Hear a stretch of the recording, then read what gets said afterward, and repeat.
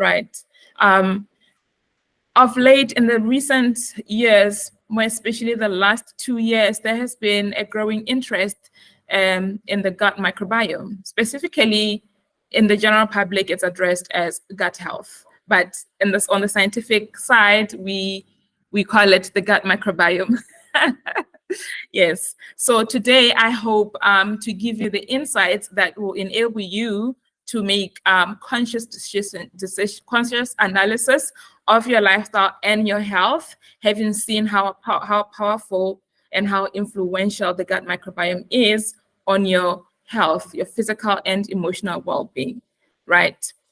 And after this session, I hope you'll also be able to go back and do a critical audit of your lifestyle and start to think of paying more attention to the gut microbiome and harnessing its power to address the various issues that you have with your health, physical and mental, right?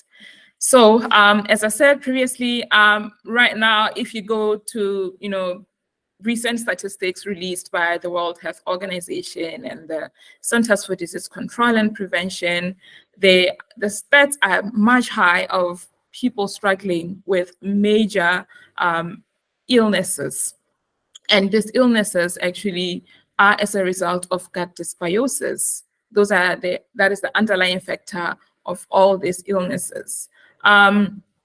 It could be anything from digestive problems to weight issues, food intolerances, allergies, obesity, type 2 diabetes. Yes, and now for many years, medical professionals have been struggling with the treatment and maintenance of these illnesses that most patients present with.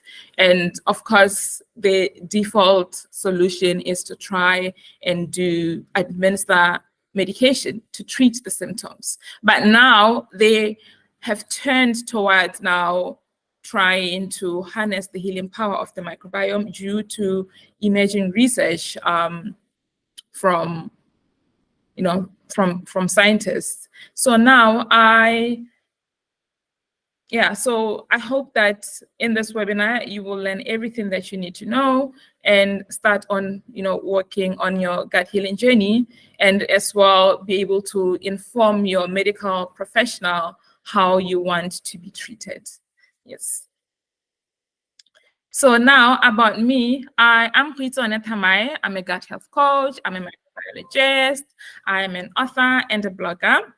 I have been working in clinical research for over 10 years, well, almost 15 years now, to be specific. I've worked in the fields of transplantation immunology, reproductive immunology, infectious diseases research, and I am a graduate from the University of Cape Town with a Bachelor of Science degree in microbiology and biotechnology. So definitely the gut microbiome is a topic that is very close to my heart. I also, I run a blog, gutwiseinsights.co.uk, where I write about the latest findings about microbiome research in the different areas that the microbiome influences, from nutrition to reproduction to mental health to women's health, right? Yeah. So you can visit the blog and just see how the articles in there that I've written. As an academic working in academia for many years, what I realized was that there's so much discovery that we make on a daily basis, and that discovery actually impacts lives in massive proportions. But it is not widely distributed until maybe the World Health Organization catches wind of it and then puts a stamp on approval. But the research that has been done on the microbiome is done on people, and breakthroughs are discovered.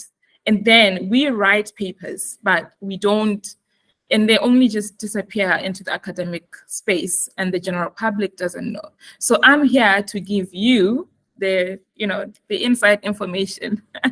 You knew it, so you can you knew it first before it was discovered in the world. But now, with these emerging research and scientists talking more and more about the effects of the gut microbiome on various issues of health, medical professionals are also now paying attention, right?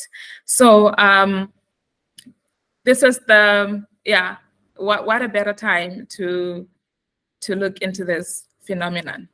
And anyway, going back to the topic, my journey in gut health started in 2019, where I lived in South Africa. And at that time, I had massive gut health issues. I had chronic hay fever.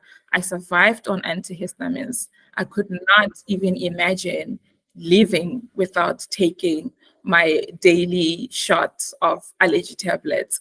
I also had a serious case of lactose intolerance. I would get stomach cramps quite often. And I felt so limited in what I could eat, because every time I ate something, I'd get stomach cramps, I'd get nausea, I'll start getting, feverish. I just got a severe reaction to certain types of food. Until one day, a sister at church gave me a bottle of kombucha, and she said, drink this. And my life has never been the same since then. And me being a scientist and curious about this kombucha, what it does, I obviously dug into the research, and I discovered the proven research that has been done on this powerful health elixir that is thousands and thousands of years old. And ever since I started drinking kombucha, my life changed. I stopped taking antihistamines. My lactose intolerance just disappeared.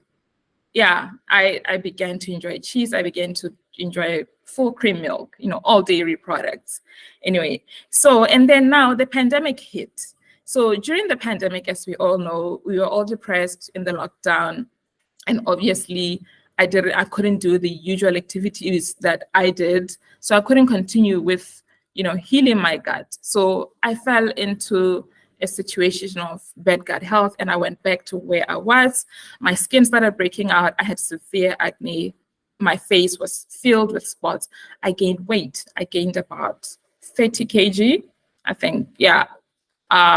At the end of the pandemic, I was somewhere close to 90 kg. Yes. And then in 2019, I got diagnosed with COVID, and I was hospitalized for 3 weeks. I almost died. I almost lost my life. And I do not have any underlying conditions. So the question was, I asked myself, why did COVID hit me so hard? I don't have diabetes. I don't have hypertension. I don't have any of those infectious diseases. As far as the books are concerned, I'm healthy, but I almost died. So what is the reason? So now I began to look into research, and I discovered that COVID affects you and hits you hard if it finds you with a dysbiotic gut. The symptoms are much more severe. And that was the reason, right? So now I began to look more into the gut microbiome. Why is it such a powerful thing? Why does it affect our health to this level, right? So, and then I began my journey on entrepreneurship, helping people heal their guts through the products that I made, the fermented beverages that I made, and the fermented foods back home in Botswana. Right. Okay. So now I understand in the gut, in order to really harness the healing power of the microbiome and know exactly what it does, how you can use it to improve your life, your overall well-being, you need to understand it. Because right now there's so much information out there. There is, TikTok videos are trending, people saying you can heal your gut in 7 days, eat this, don't eat that. It's all confusing. And it is confusing, especially if you don't know what the gut microbiome is all about, or what is it and what does it do, when you don't really understand, right? And let me tell you, you don't need to go to school and get a degree in microbiology in order to understand the gut microbiome. right? But you can, with the right information, you can apply it, apply that knowledge and information to your life and make, specific adjustments and improvements, right? So now the gut microbiome actually is a community of microorganisms. Microorganisms in the sense that they can't be seen with the naked eye. It's a diverse community of microorganisms comprising of bacteria, viruses, fungi, yeast, and some archaea, right? So it's like, I'd compare it usually to a country. A country is made up of different people coming from different tribes, speaking different languages. So in the same manner as well, the gut microbiome, the microorganisms that make up the gut microbiome also are diverse like that, like different species, different strains, different tribes, types, and they do different things as well, right? They don't all do the same thing. So just think of it like that. That is the gut microbiome. The gut microbiome is also made up of this community is 10 times larger than the entire cells that make up your body, right? And yeah, that's how we are living and working giant ecosystem of microorganisms. Just to think about how, just thinking about it, just how you know how large, like how big it is. And sorry, excuse me, I just lost my train of thought. My co-host should be letting people in as I speak and addressing all the questions. I just want to put my full attention to this in order to not be distracted by anything, right? And within the gut microbiome, there is specific status, right, which is dependent on its diversity and quality. And this usually is, we have a state where the microbiome is healthy and it's balanced and it's working effectively and supporting all of your physiological functions, fighting off pathogens, yeah, helping you with nutrient absorption, helping you with immune system boosting, help the immune system fight off infections and keeping you healthy, right? And that state is known as eubiosis. And then we have dysbiosis now, where, going back to eubiosis. And eubiosis, the status of eubiosis is comprised of specific types of microorganisms that work for you and not against you. And these are non-pathogenic microorganisms. So now, on the other hand, with dysbiosis, we have a status where now it's the pathogenic microorganisms that are prevalent, and as a result, are causing all sorts of chaos in your body, in your physiological status, which will manifest in different ways. It will manifest as allergies. It will manifest as depression and anxiety. It will manifest as weight gain. It will manifest as a lowered immune system when you're constantly falling sick and you've tried everything and you're always at the doctor's practice. If it's not one thing, it's the other. Yes, that is the state of dysbiosis, right? And the state of dysbiosis is caused by a variety of factors, right? I will touch into that in the next topic. So now, going back to the human microbiome, it is dominated by two different kinds of bacterial, I'm trying to not be technical, phyla. We have the Bacteroidetes and the Firmicutes, right? And these two phyla, they do make up the majority of total bacteria in the gut, right? We have under the just hold on a moment.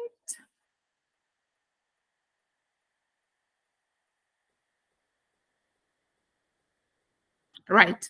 Under the firmicutes, we have the lactobacillus, streptococcus, staphylococcus, enterococcus, and clostridia, which form about 64% of the gut, the gut microbial population. And the bacteroidetes form about 23%. And then we have others like the proteobacteria, which make up about 8%, the enterobacteria, that is the Salmonella, the E. coli, the Klebsiella, Shigella. And then we have your bifidobacteria, right? Now, where is this gut microbiome located in the body? So the gut microbiome inhabits the gastrointestinal system, right? The gastrointestinal system runs from the mouth down the esophagus, to the stomach, the small intestine, large intestine, and anus. That is where it's found, the gut microbiome, right? On the other hand, I want you to understand that what I mentioned earlier, that we are a whole working ecosystem of microorganisms. There are other biomes that are not gut microbiomes. We have the skin biome, the skin microbiome. It has its own microbiome. We have the oral microbiome as well. We have the reproductive microbiome, in your vagina, your reproductive systems, your vagina, your penis, right? So these different parts of the body have microbiome, and all of them are influenced predominantly by the gut microbiome, right? So in the past, scientists actually looked more into studying the different groups of bacteria, but now they're looking more into the function of this bacteria. What is it that they do, right? Because bacteria are living and alive. So in other words, they're actively working to, they have, how can I put it? They have a physiological mechanism within themselves. They have processes that they do, and these processes release specific substances, chemical substances, even enzymes, even toxins. Yes, right. So now the key to harnessing the power of this is to make the power of the gut microbiome is to make sure that you nourish the good bacteria that cause eubiosis, a state of microbial balance, and not dysbiosis, right? So here, I'm just gonna take you through quickly. You don't need to look into this and try to understand. So basically this picture, I just want to show you that the bacterial load increases as you go down the gastrointestinal tract, as you move from the stomach to the rectum, and the oxygen availability also increases. So you go from an oxygenated environment to a non-oxygenated environment here in the large intestine, where you find the bacteria that survive without oxygen, right? Basically, they're in a controlled environment. And then the pH as well increases as you go down. Here you find that the stomach and the small intestine are more acidic due to the nature of the digestive enzymes that are produced. You have your gastric juices that are produced in the large intestine to help with digestion. Even the pH, so those affect the pH of the different parts, the pH of the stomach and the small intestine, those different parts of the gastrointestinal system. And these factors actually then go on to affect influence the type of bacteria that you have in the specific areas of the gastrointestinal tract. Like you see here in the stomach, we have the Helicobacter, the Streps, right? Some of us have heard about the Helicobacter, right? If you've heard about it, please drop a comment in the chat. This is one of the bacteria that has been implicated in the development of peptic ulcers, right? And then we have also these type of bacteria in the small intestine, and we have these as well. It's because they can survive in those specific environments. You won't find Helicobacter in the large intestine. You won't find it in the small intestine. It thrives in the small intestine. In the same sense as well, the bacteria here, you can't find them there because they can't survive in an oxygenated environment or in a low pH environment. And then another thing that I want us to note here is also the type of mucus, the mucus and thickness.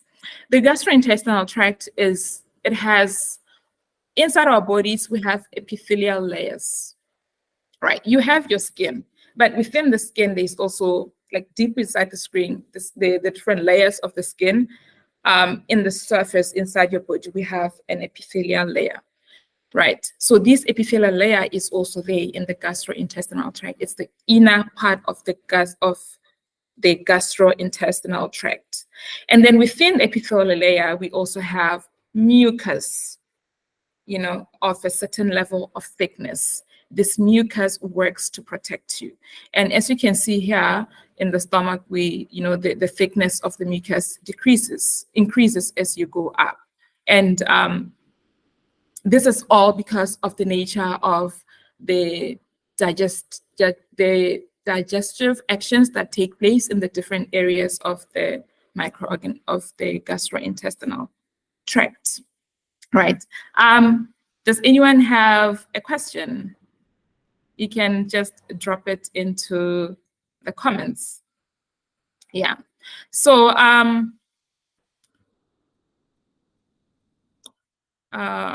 next, I think we are now at the Q&A section. I want you to share in the comments what aspects of daily life do you think lead to changes in the gut microbiome? While I look at the questions, just a moment.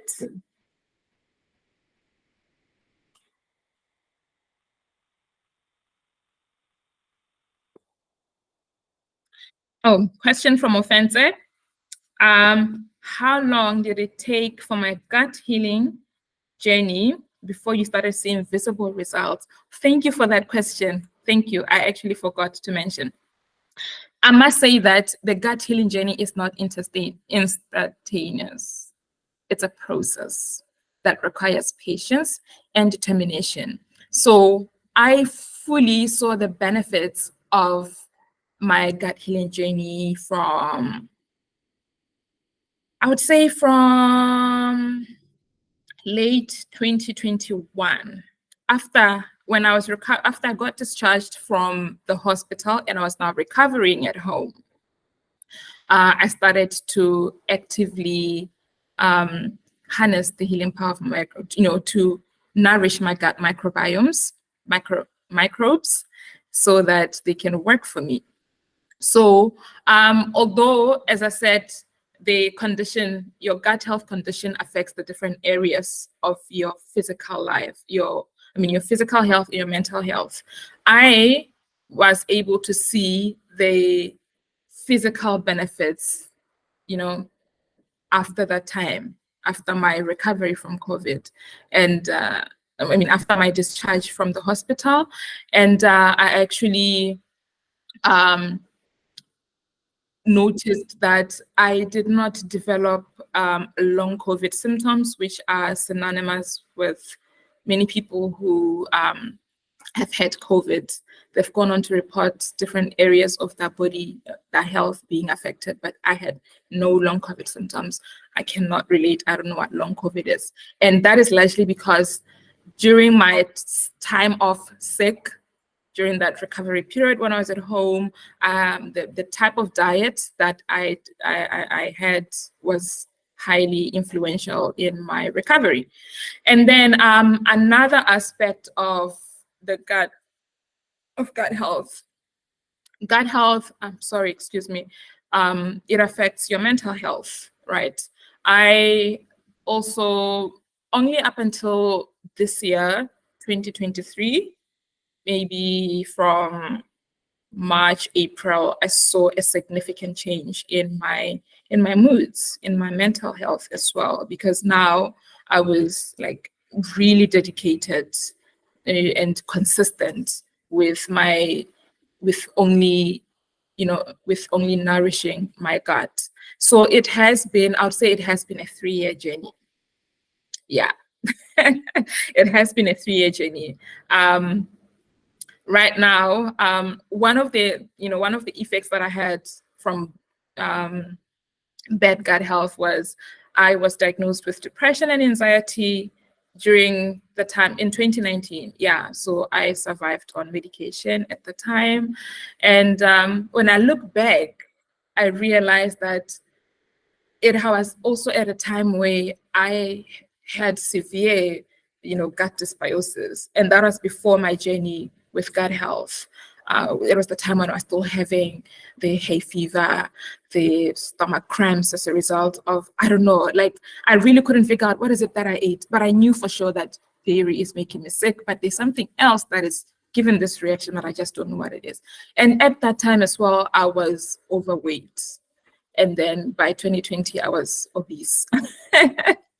Yeah, so basically that's just my story. But I can say that the last 9 months, my mental health has just improved.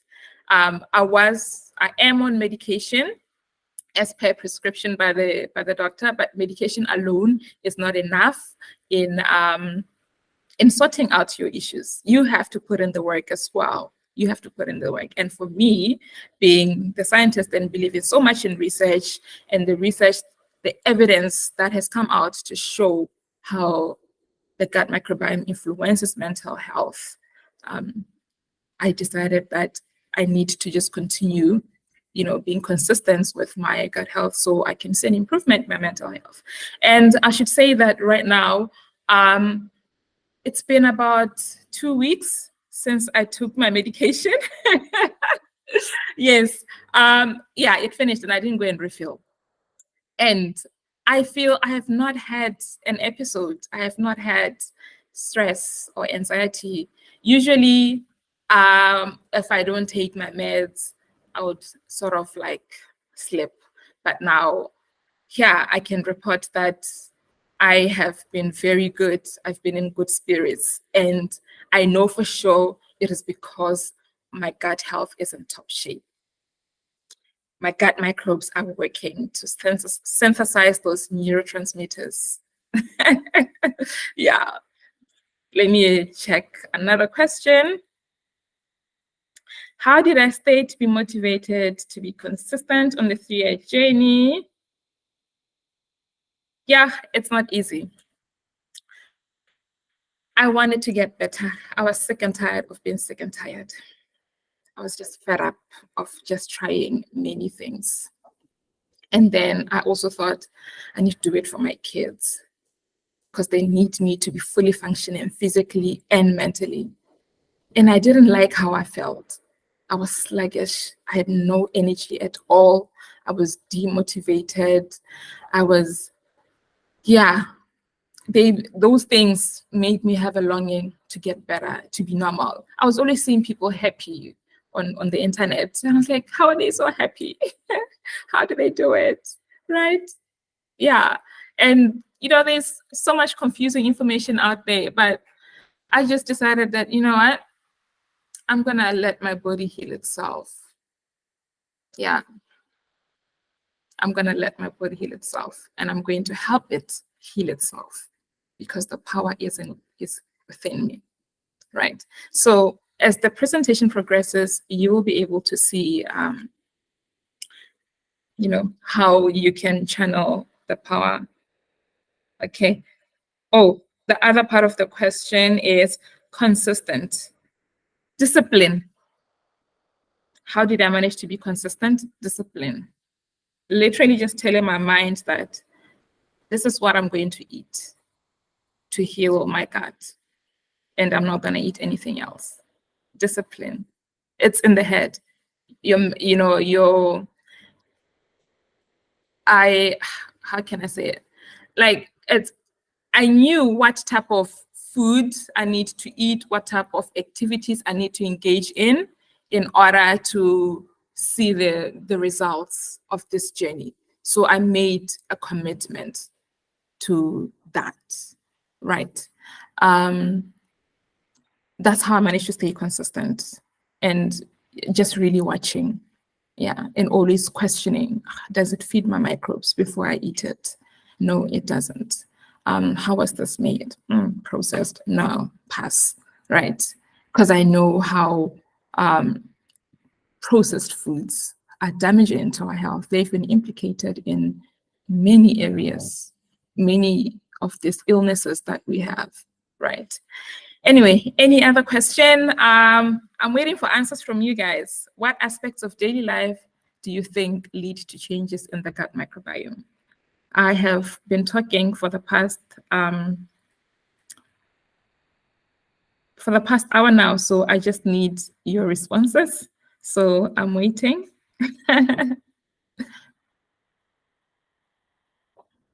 Please share in the comments.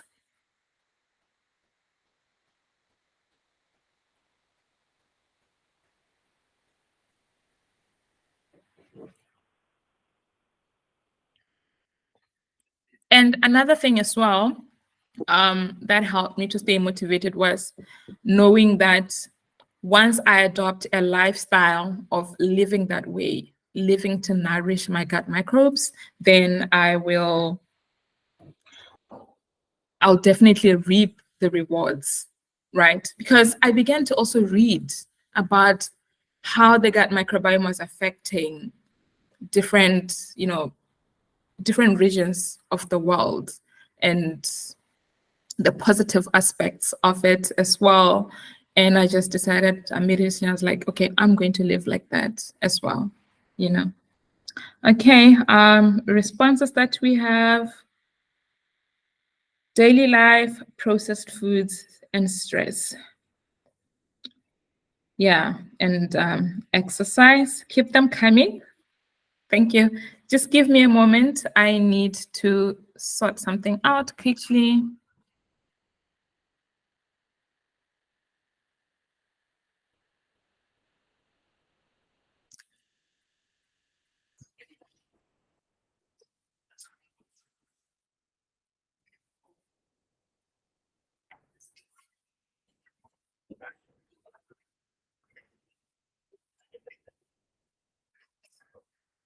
Okay.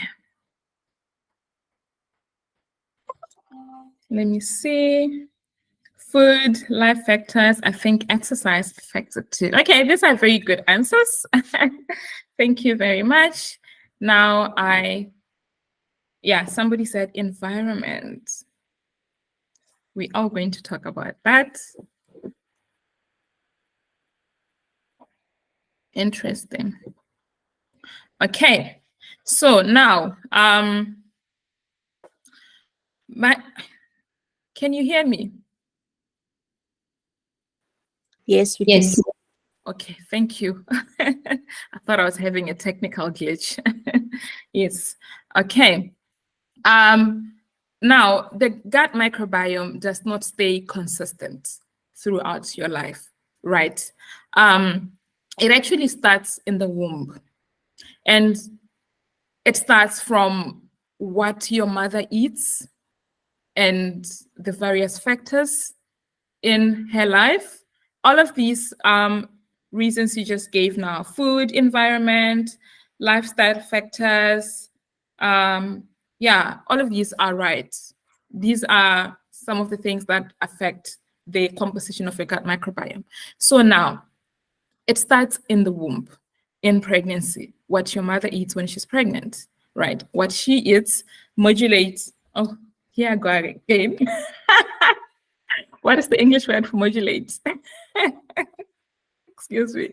Modulates the composition of the gut microbiome, right? So the gut microbiome of a pregnant woman has been shown to be the same as that of an obese woman.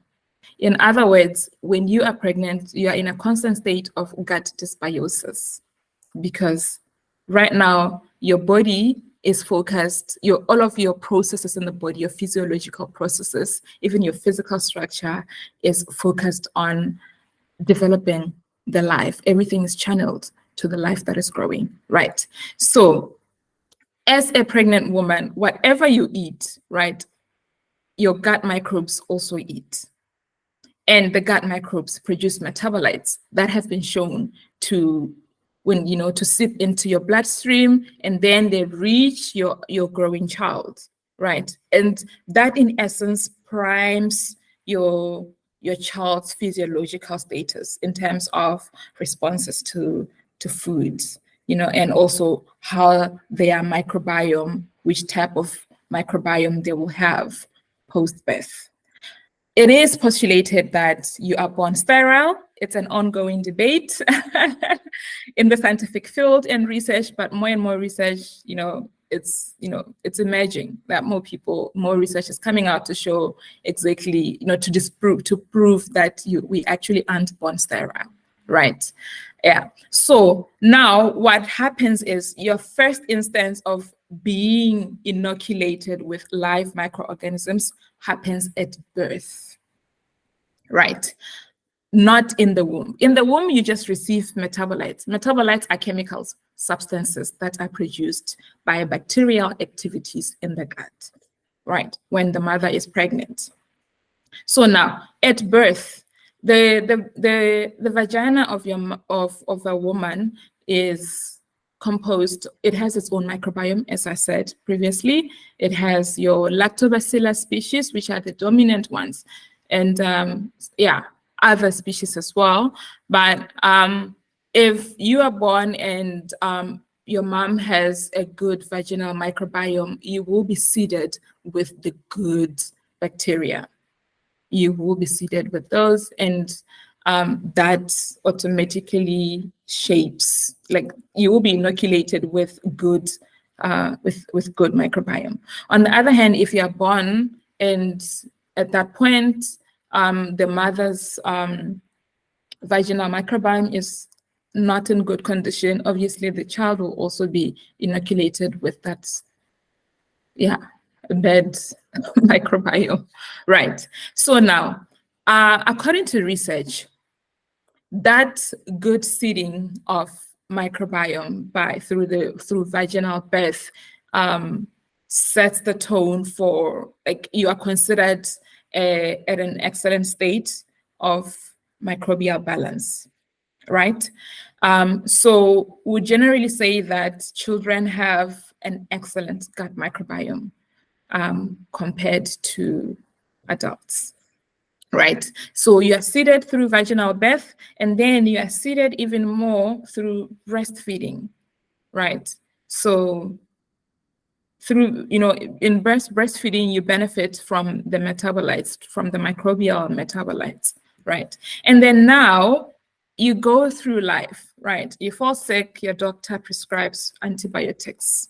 You are a baby, right? Antibiotics now just wipe off your entire microbial, your entire gut microbiome, including the, both the good and the bad. And then we also have environmental factors, right?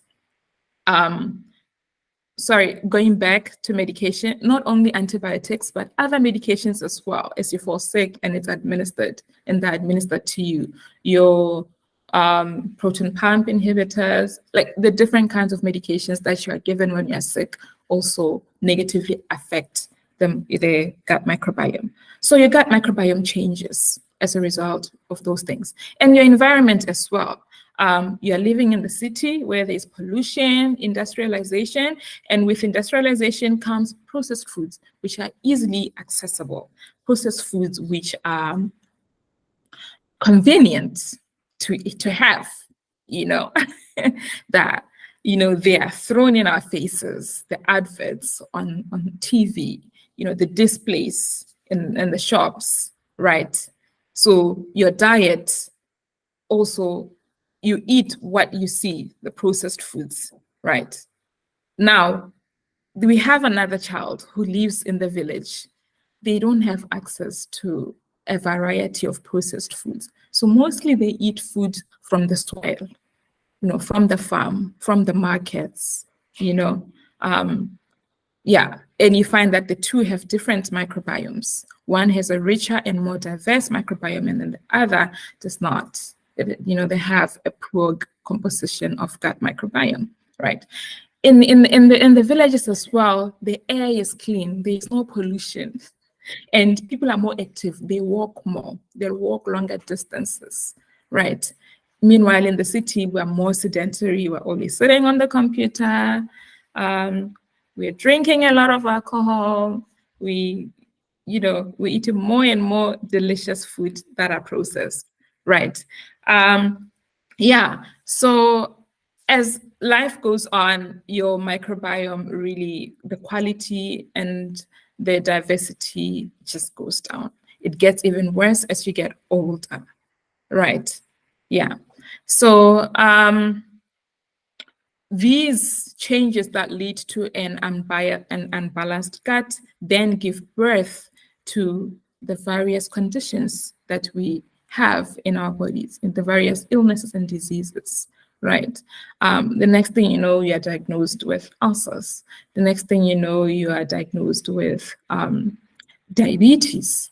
You're struggling with weight. You're constantly, no matter what you do, whatever diet that you try, it doesn't work. You can even be diagnosed with cancer, colon cancer, for example. Many other illnesses. You struggle with moods. What other examples? You can share in the comments. Let me check the comments just now. Okay, you can keep them coming. Thank you very much. Yeah. So all of these, that's just how your microbiome changes with age, right? And there has been research that really showed that the differences in the gut microbiome composition of people living in different areas. The gut microbiome also varies according to ethnicity, right? For example, you find that people in, perfect example from Africa, we're Africans. There is a tribe in Tanzania known as the Hadza tribe. The Hadza tribe is widely studied, and they have the Rolls Royce of perfect gut microbiome. Yeah. They have a diverse and rich gut microbiome that is just filled with the good microbes, not the bad ones, right? And then researchers looked at, why is the gut microbiome so good? Why is it so diverse, right? Because in gut health, good gut health, we want a diverse and rich gut microbiome. And it was their diet. They live hunter-gatherer lives, right? They walk everywhere, they're always walking. They have intense physical activity in their daily lives. They consume minimum 100 grams of fiber every day on a daily basis. And this is from their diet. They eat tubers and whole grains and berries, and they also eat honey, right? Yeah. Next, now going deeper into,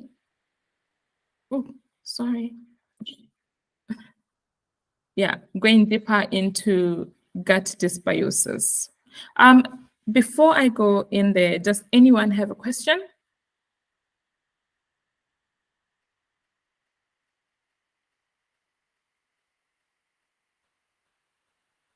You can throw it in the chat. You can proceed. Okay, thank you.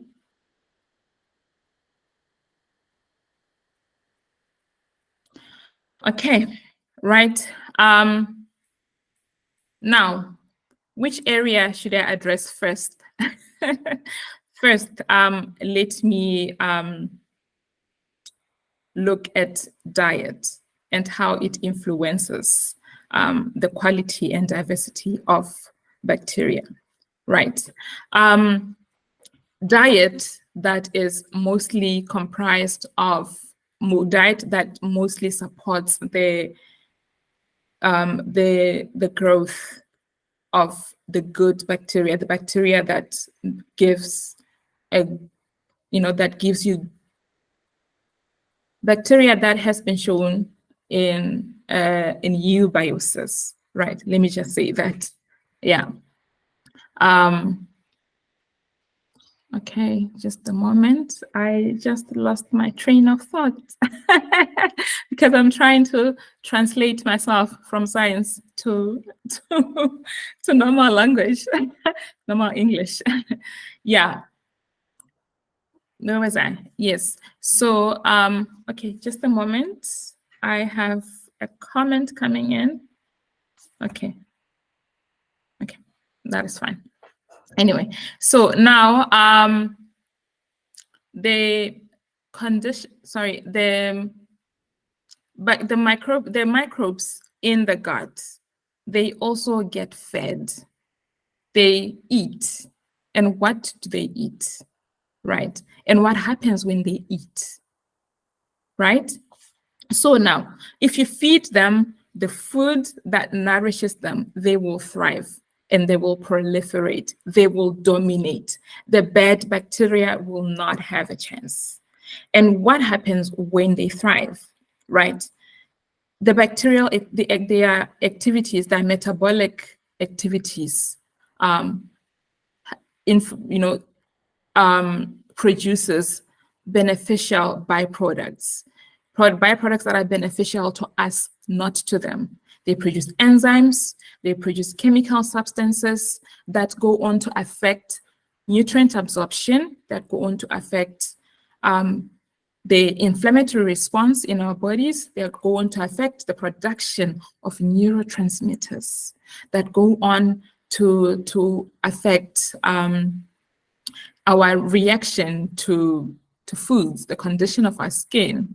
It's going to affect the different areas, right? So now, the main byproduct that is being widely studied and that has been shown is the short-chain fatty acids. Short-chain fatty acids produced as a byproduct of the fermentation of indigestible food materials by the gut residing in the large intestine. Right. Let me take you on a scenario.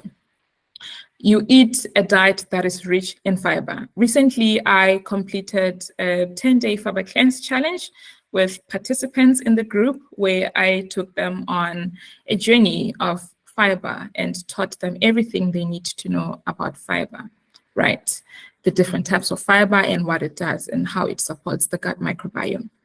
So now you ingest fiber. Fiber is not digested anywhere else in the body except the large intestine, right?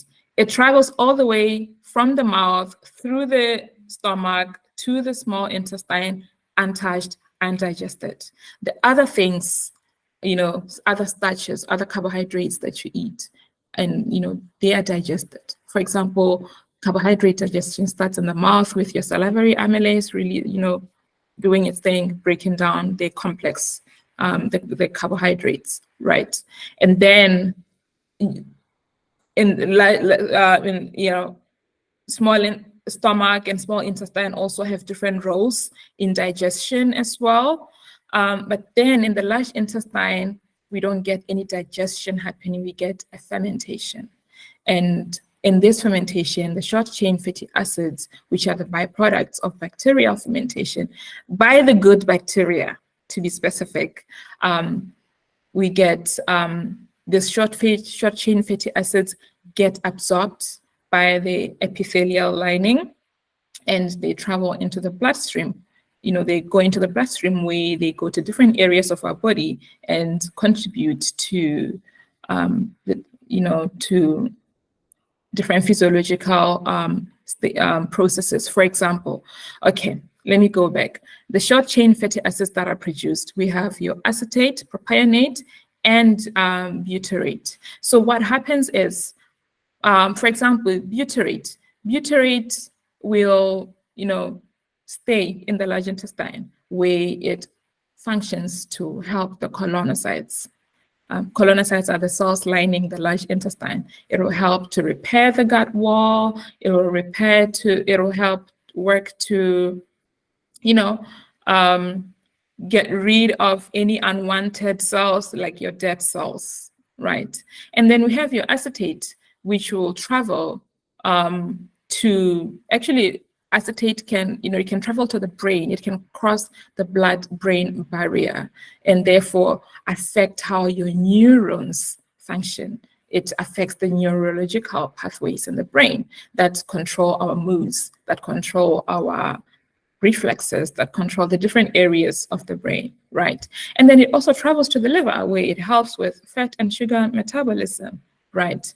So now, if you don't eat a diet that nourishes those good microbes, you don't get any short chain fatty acids produced. Instead, because now the bad bacteria are harboring your large intestine, you are going to get toxins and chemicals being produced.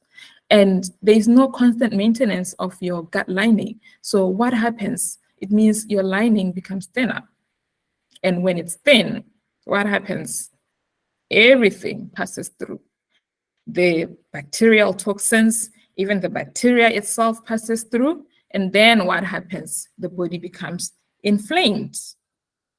Your immune system just goes on alert mode, right? And inflammation manifests in different ways. It can manifest as a lowered immune system where you are very sensitive to allergens, potential allergens. You are sensitive to foods, specific types of food. Your depression and anxiety, your weight gain. Right now, the bad guys are just making you eat random things. They control your appetite, the microbes actually, and your aversion to certain foods that lead to your gaining weight, right? Because now the barrier has been compromised. There's no maintenance of the barrier. The mucus which protects the epithelial layer is also thinned out. So literally everything is just passing and it's just popping. And now your whole body is just affected, right? So now if you have an intact epithelial lining, an intact mucus barrier, and the good bugs are there working, the good bugs and the diverse bugs are there and working to, going about their normal activities, you benefit, right? You don't have any inflammation. If an inflammation occurs, immediately your defense system is strong enough to fight it off, right? There's a specific type of cells known as Treg cells. And actually the good bacteria support Treg cells. Treg cells are the ones that help you fight off these negative responses, for example, with food. When you eat a potentially allergen potentially food that is an allergen, like your cheese, for example, your Treg cells would fight, supported by the gut microbes to fight the reaction. So when you have the good gut bugs, you won't have that reaction, even if it's just a simple thing as smelling flowers or cleaning your house, right? So now let me check if there's any other questions in the chat. None. Next. All right, so let's take a break from me talking all things crazy, all things science. So can you share as well, what are some of the craziest things you've done to address skin, a mental health or weight loss issue? Please share in the comments.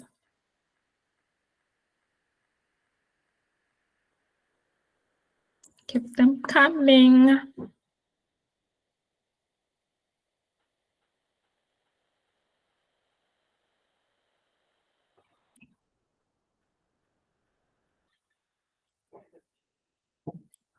Anyone? Anything?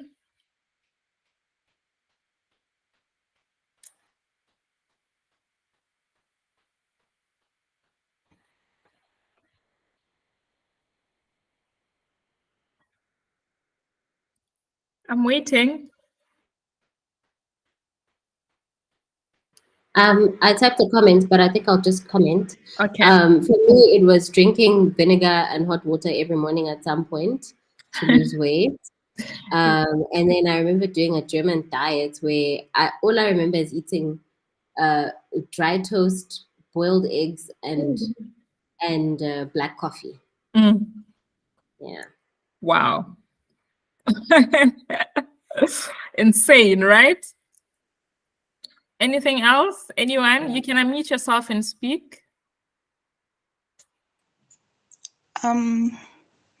For me, this year, I went and bought what is it called? An appetite suppressant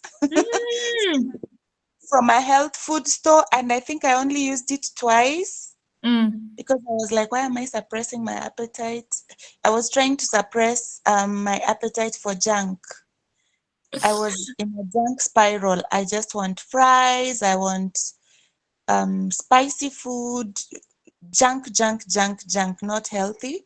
Yeah. But I also link it to the state of my mind, because even mentally I was negative. So everything just spiraled. The physical has spiraled, the mental has spiraled. That was my issue. But that's the craziest thing I've ever done. I still look at that bottle and wonder, did I just go buy that? You're insane. Anyone else?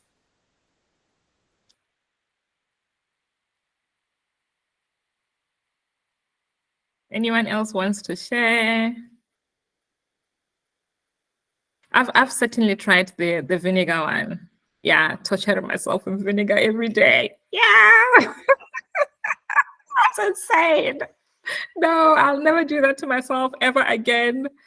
Ever. Yeah. Oh wow. Yeah, that one was insane. Yeah. Anyone else? Anything to share? Okay. No one is sharing. We're all shy. You can you just please said, let me see. check your chat, yes. Yes. Christine says using tomatoes. That one is new to clear my acne. Christine. Did your acne clear? Not really, but it's better. I stopped using tomatoes, the natural methods like tomatoes, using not onions, but lemon juice, and squeezing it and then putting it on my face. Wow. Okay. Yeah. Tyree said the egg diet sent me to the doctor.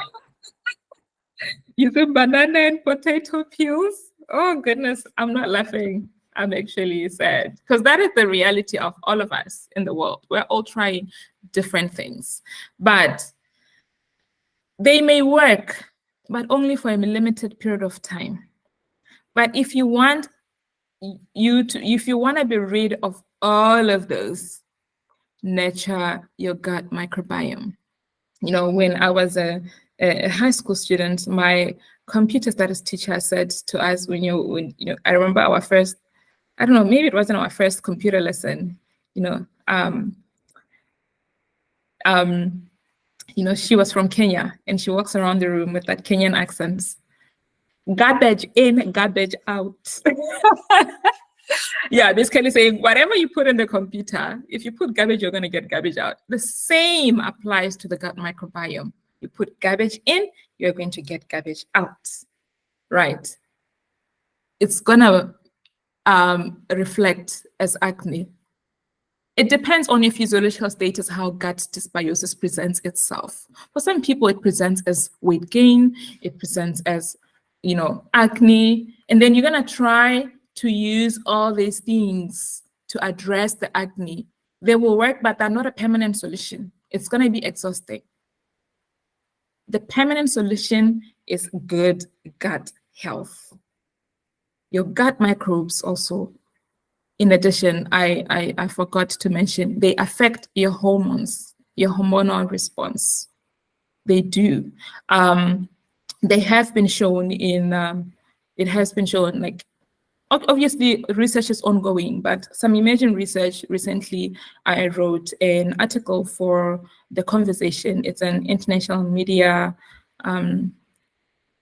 house where academics give expert opinions, write insights on issues in the world, from health to economics to science to tech to politics, right? So my article was on the gut microbiome and PCOS. Nomfundo, you can drop it in the chat so that the viewers can access it, right? And in that article, I wrote about how, and in that article, I narrate how the gut microbiome is implicated in symptom severity of PCOS.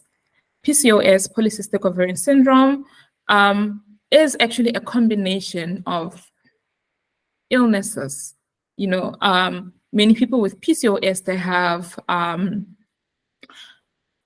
obesity, you know, they have type 2 diabetes. In addition to absent periods, they have excess hair, facial hair, you know, they struggle with conception.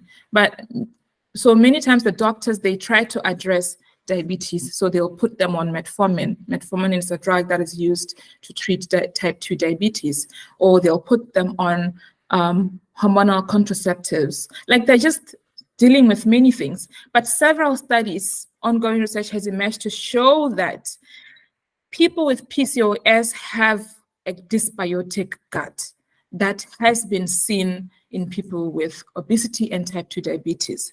And when you treat their dysbiotic gut, the symptoms improve. In the same manner as when you treat a diabetic person's dysbiotic gut, their symptoms improve, right? And sometimes they even go off medication, right? The sister at church who gave me a bottle of kombucha told me how they drink kombucha on a daily basis in her family. Her husband, who's diabetic, is now off meds. That's when I knew that gut microbiome is powerful, right? So he had a dysbiotic gut that caused his diabetes. Because remind you, I have already said microbes are involved in nutrient absorption, in metabolism. They affect hormone. They control your hormones, right? So imagine somebody who's already on medication and they've healed their gut by drinking kombucha. They've gone off medication. I went off medication, you know, for hay fever without even noticing, you know, because my cue would be like every day, my ears are itching, my throat is itching, my eyes are teary, I have a headache. That was the cue for me to run for my antihistamines and take them. But when I healed my gut, I didn't even notice when I went off because I never had a response. I never had anything prompt to me. At some point, I even thought, I haven't taken my antihistamines in days, right? Anyway, that's just my experience. So with acne as well, gut dysbiosis has been implicated in people with acne, eczema, rosacea, right? Many different clinical trials and studies have gone on to show the role that the gut microbiome plays in this. So in addressing your acne issue, you might just want to think,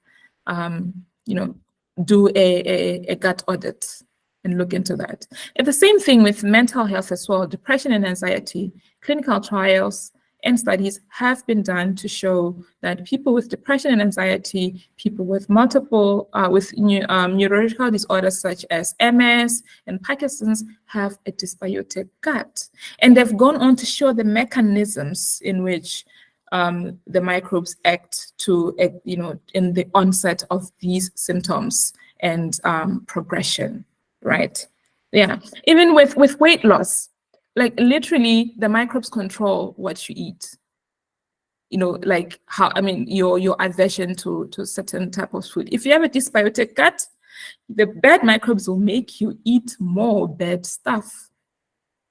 But if you have a healthy gut, a eubiotic gut, you will not have an aversion for those things. I mean, look at me for a moment. Like currently, I sort of fell off the wagon this year as well when I got here. The English stuffed me with their pastries and I couldn't resist. So I gained weight. I got addicted to pastries. That's the thing with these nice foods. They're so addictive, right? Yeah. But I had to, I joined a like-minded community of women who were in a weight loss program. My main aim, like one of the things that attracted me to the weight loss program was they were not telling us, eat these, don't eat that. The main aim of that weight loss program was just to work on the mindset, because weight loss is on the mindset. It's not, yes, it's what you eat as well, but commitment and staying consistent is in your mind. So I also got to, do an audit and realize, nah, I need to let go of pastries. I've gone off the wagon right now. That is why I've gained weight. So since I committed to not eating flour and sugar, which is also like the two things in that weight loss program, those are the things we're avoiding, flour and sugar. Flour and sugar mess up your hormonal response when it comes to food, because food consumption of food is affected by hormones. It's hormonal responses. We have the hunger hormone, then we have the hormone that tells you to stop eating, and then we have insulin, right? And insulin resistance is the key reason why you gain weight. And then when your leptin and ghrelin are off balance, insulin also just goes crazy. And then everything that you eat, instead of being used, because your cells are now not absorbing, it's being stored as fat. That's how you gain weight. And that also is affected by the gut microbiome, the condition of your gut. Anyway, let me continue. I can talk on and on all day about this. Next.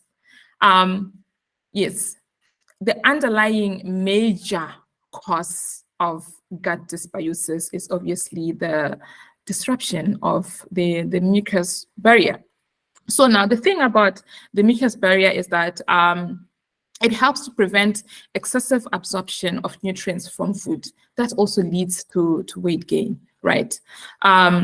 When the mucus barrier is disrupted, more nutrients can be absorbed into the bloodstream, leading to weight gain.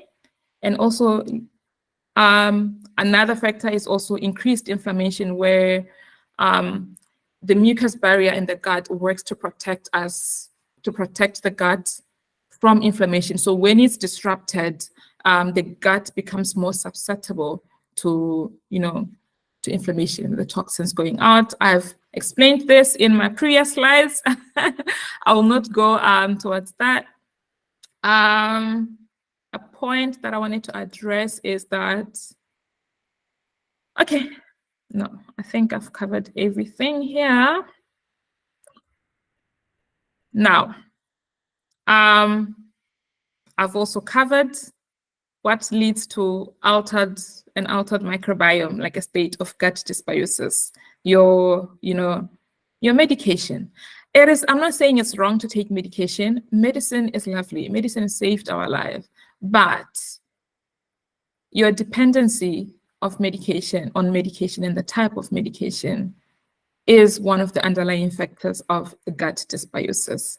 Therefore, rather than having to depend on medication to address health issues, why not heal your gut so that you don't have to take medication? For example, I personally, this year alone, I have not gone to the doctor. I've not lied down for 5 days sick from something, right?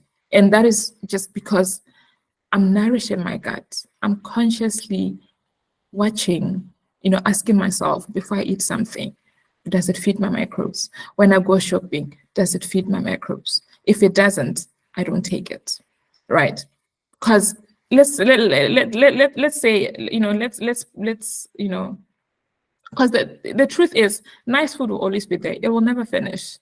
But the impact of not eating to nourish your gut will reverberate in most areas of your life and continue to do that. It will even affect your descendants, right? Yeah. Oh, okay. Back to question. Sorry, before I go into question and answer, somebody in the chat also mentioned exercise as one of the things that affect the condition of your gut microbiome, right? Yes, actually, research has shown how exercise contributes to a eubiotic gut, right? So when you have a eubiotic gut and you're constantly moving, the bacteria in there respond to your physiological status. They can sense that things are going well, so they work to support you, right? I don't know how to explain it in common terms, but I would say that exercise has been shown, let me just say it has been shown to contribute to good gut health. And with good gut health, exercise, while you are, in addition to diet and you're doing exercise as well, the good guys actively produce feel-good neurotransmitters. Like because of the physical activity that you do, they are encouraged to produce more neurotransmitters, your serotonin, your dopamine. These are majorly produced in the gut. Serotonin and dopamine, your feel-good hormones, they, like 80% of it is produced in the gut, not in the brain. Yeah. And then obviously it travels to the brain and controls your, the responses in your neurological pathways, right? So that is why, exercise has that effect of making you feel good. And that is why it's encouraged so much. Doctors, when they diagnose you with diabetes or hypertension, they'll tell you, stop eating this, eat that, exercise more. Yeah. And they don't give you a reason why most of the times. And them not giving you the reason why actually can cause a lot of frustration. And that makes the patient not commit to getting better. It becomes a struggle when you've been told to stop doing something, but you're not being told why, right? So now through this webinar, you've come to know that the gut microbiome contributes, it controls your entire life. So now you are going to alter, to make changes in your life in order to favor the microbiome, so that they can work to make you better, to overcome that depression, to clear your acne, to lose your weight, right? Yeah. Anything? Question and answer? Anyone with a question?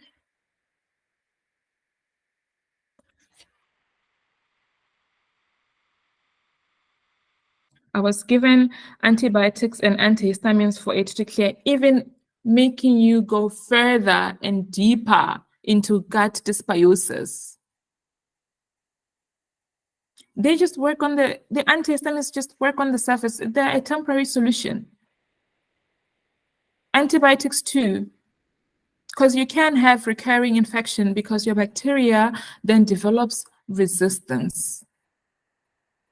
Then it means that antibiotic that you took the other day is not going to work anymore. So you're going to continue being consistently always on antibiotics. Just to tell you just how powerful the gut microbiome is. What is it? Right now, do you know that right now they're doing fecal microbiota transplants in the US and in the UK? Basically, they take poo and process it and then inoculate it in a person who has severe gut dysbiosis, inflammatory bowel disease, Crohn's disease, chronic constipation, to heal their gut. And those people who have received fecal microbiota transplant, they improve, they thrive. Yeah. They're also doing vaginal microbiota transplants now. There was a study in there was a clinical case reported in a reputable journal where in a Danish hospital, somewhere in Denmark, a hospital, this woman poor woman had 4 miscarriages and 2 stillbirths. And she was only 29 years old. She'd gone through the most. And they looked at her and they studied her vaginal microbiome and her gut microbiome. It was poor. That is the only explanation. Because sometimes you get medical doctors that are like, you know what, I don't know how to help you anymore, because they've tried everything. But then these scientists were like, we need to look at her vaginal and gut microbiome. And they discovered she had a serious case of gut dysbiosis. Then what did they do? The first solution was they gave her a vaginal microbiota transplant, where women with healthy vaginal microbes that are rich in lactobacillus, they did swabs, they processed them, and they inoculated into the vagina of this woman. They gave her a vaginal microbiome, a bath. And she fell pregnant and successfully carried her child to term and delivered a healthy baby. She never had any, and then they continued to monitor her for 2 years, and her vaginal microbiome was just one way. It never went back, right? It's also being used to treat cases of bacterial vaginosis. Bacterial vaginosis is women. I mean, all of us here are women. You get those times in the month where your vagina smells due to other activities as well. Even antibiotics can lead to bacterial vaginosis. It's itching, and you're always at the doctor, literally 4 times a year. You're treating a yeast infection. And the doctor keeps giving you the pills, pumping the pills. But now there was another study as well of women who had chronic BV. And these women were administered vaginal microbiota transplants from healthy donors. There are women who have healthy vaginal microbiomes. They donated, their vaginal secretions. And those vaginal secretions were inoculated in those poor women with BV. And those women recovered fully and had no relapse. And of course, with every study, they define the study protocol and recruitment criteria. If you are going to donate your poo, it's going to be tested prior to inoculation to ensure that, of course, it doesn't have anything else. The microbiome in the poo is good. They're going to do that. Even in the vagina, they'll do the same to check before they inoculate. If it's not good, they're going to put it aside and go on to the next poo or to the next vaginal secretion. Right. Yeah, that's just how powerful the gut microbiome is. Right. And this short chain fatty acid that I spoke to you about, they're also, they're also, you find them in feces as well, because when you have a rich and diverse microbiome, there will be an overabundance of that, right? And obviously, you are going to defecate. Some of it is going to go through with poo, but it's not a waste. Most of it would have gone anyway, right? Now, healing the gut. How do we heal the gut, right? There's no one specific process, one specific thing for you to do. People are different. We have different circumstances, and the gut dysbiotic severity varies from person to person. So usually gut healing journey is a personal thing. You can't say to everyone, oh, now everyone, you must drink kombucha. When I drink kombucha, I might feel good. The next person might have serious gas. They might even have diarrhea because their gut dysbiosis is different from mine, right? Yeah. So healing the gut through diet, 2, and also through lifestyle changes. One of them being exercise, right? So probiotics, these are microorganisms that when consumed confer health benefits. This is the standard definition of what a probiotic is. So now probiotics can be found naturally occurring in foods, and then we have other probiotics that are manufactured and given as supplements, right? So the foods that contain probiotics are your fermented foods and beverages, your sauerkraut, your kefir, your yogurt. If you're from Botswana, your madila, your ting. I don't know in Kenya what fermented food products you eat, but you can share in the comments so I can also mention them. Yes. Right. There's kimchi if you go to Korea, for example. You know, kombucha is from China. Yes, kombucha is from China. It's a Chinese tea. These Chinese have been living long lives without telling us, you know, the secrets. Now we know, and we are also drinking it. And then we also have prebiotics. Now, prebiotics are the type of foods that feed the beneficial bacteria in your gut. Prebiotics are the food for your microbes. And what are these foods? Fiber. Fiber. Most of us, when we hear the word fiber, we think, oh, cereal or bran flakes. That's all we think about. But fiber is much more diverse and rich. There's different kinds of fiber, right? Your fiber is found in whole grains, in fruits, in vegetables, right? In the Fiber Cleanse Challenge that I completed with the participants, I showed them exactly the different types of fiber, where we find them, how they function. So now, the thing about fiber, because it travels all the way to the large intestine, it reaches, you know, it travels through the GI tract and reaches the large intestine untouched. Now, when it gets there, it feeds the microbes, and then it also works to help with, you know, feelings of fullness and satiety, feelings of fullness and hunger. Okay, let me just say it like that. Yeah, right. So because we have soluble fiber and insoluble fiber, the soluble fiber will form a gel, and the microbes like this gel. Why? Because it's gel, it stays longer in the stomach. So it means they have much more time to work on it. That's why when you consume it, you are full for longer. You're not hungry.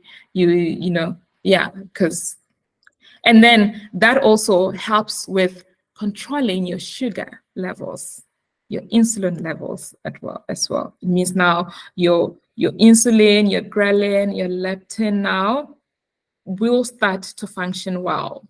And thus you avoid overeating, and you'll also no longer be predisposed to craving unhealthy food. You'll actually now be craving bananas. You'll now be craving dried fruits. You'll now be craving, like gosh, I have an insane craving for my signature quinoa porridge. I love it. I can have it for dinner. Yeah, those are the type of cravings that I have. Like right now, I don't crave pastries. I don't crave ice cream. You can miss me with that, you know. Yeah. And then in addition to that, we also have your polyphenols. Polyphenols specifically support the bifidobacterium, right? The bifidobacterium, those ones, you see, bifidobacterium and lactobacillus, we love them. So now these polyphenols, they support the bifidobacterium to produce short-chain fatty acids. They are the greatest producers of short-chain fatty acids. So your probiotics and prebiotics help to nourish the bifidobacteria, right? So when you have short-chain fatty acids in surplus, you know, in your body, trust me, inflammation will be a thing of the past. Your acne, you're constantly falling asleep, because yeah, acne is a result of inflammation, you know, your depression and anxiety. Yeah, so you have to work on nourishing your, you know, supporting your bifidobacteria, right?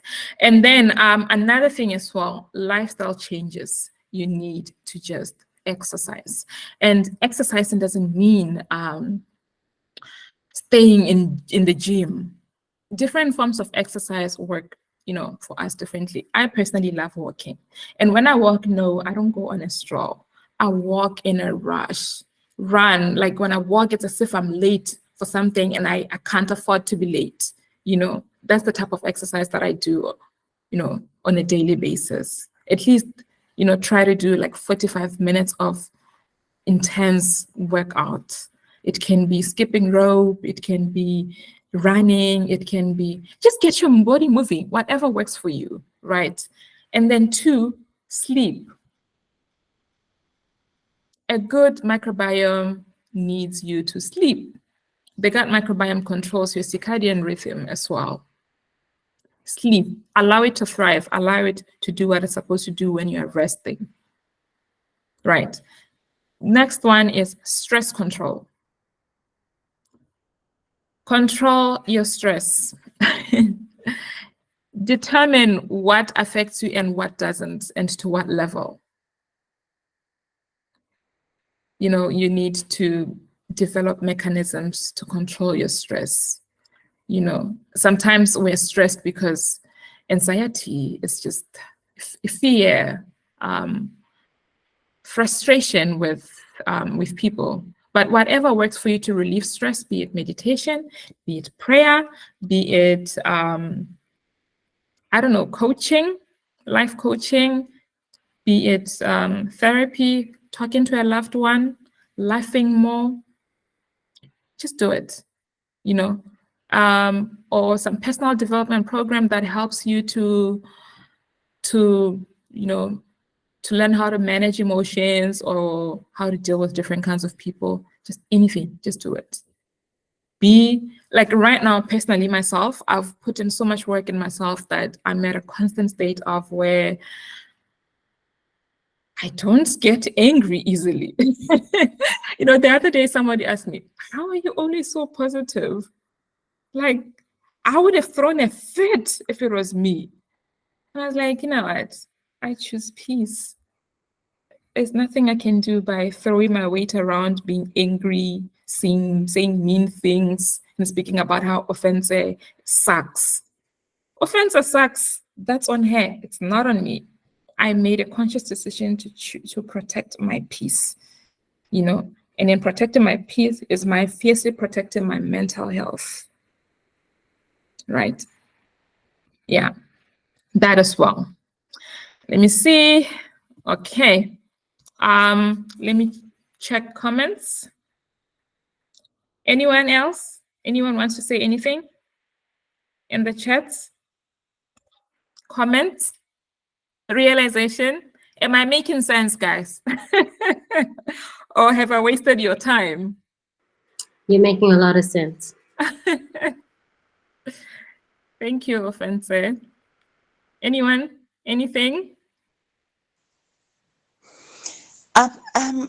You're making sense, and I'm just, you shocked me by saying even my moods are as a result of my gut microbiome, and I've been getting extremely worse PMS mood swings this year. I didn't understand why. So now I think my question will be, how do I manage that? Because I'll even know, because I'm tracking, I'll know this is because of PMS, but it's like it's out of my control. I feel like my mind is imploding. Yeah. How is your gut health right now? How is your digestion? What are you eating? I'd say for the past 2 weeks, I've eaten really well, especially this week. This I've eaten really well. My breakfast was fruit and but I've had a lot of dairy. I don't know why I was craving it, so I've had dairy throughout the week. Okay. Is your diet mostly is your diet fiber rich? Does it have probiotics in it? That's the question. And then 2, in managing your moods as well, there are professionals that help you manage your moods. they'll teach you how to process your emotions. I got help because I obviously I'm not a psychiatrist. I haven't studied the human mind, but I got help. And in my getting help as well, I decided to help myself to facilitate that help that I got. And knowing how the gut microbiome contributes to my moods, how it regulates my moods, I decided that instead of just living a life of continuous dependence on medication, let me just do this gut health thing. Let me just nurture my microbes and have them work for me. Yeah. So I think you just need to have a balance. And as you see, as I've shared my story, it's not an overnight success story. You have to start right now to eat to feed your microbes. Get yourself the help. If you need to speak with a professional that helps, that will give you the tools that you can employ to self-regulate your moods. Or if you need to go on medication, you probably will need to, and it's okay. And then work on your gut health, because it just doesn't work on its own. It's a holistic thing.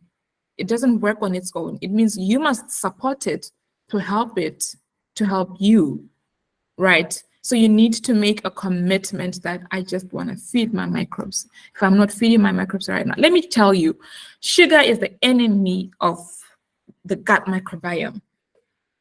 Processed sugar, your table sugar, the one you add in tea, the one you consume through ice cream, through cakes, through pastries, that is the bad sugar that is the bad sugar you don't want.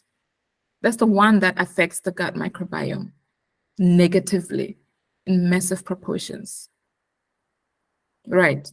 So you have to start in your diet right now. You have to make a decision. It's going to be a microbe supporting diet. I'm going to have my prebiotic foods. I'm going to have my probiotic foods. I'm going to say all those other things that you must do that I mentioned previously to support my gut health.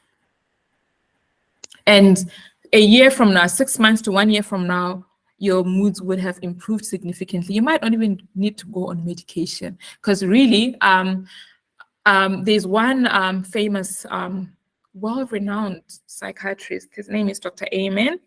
He was interviewed in a podcast by Mel Robbins a couple of weeks ago. And in that podcast, he says that he's a brain health expert. He's a psychiatrist, but he specializes in brain health.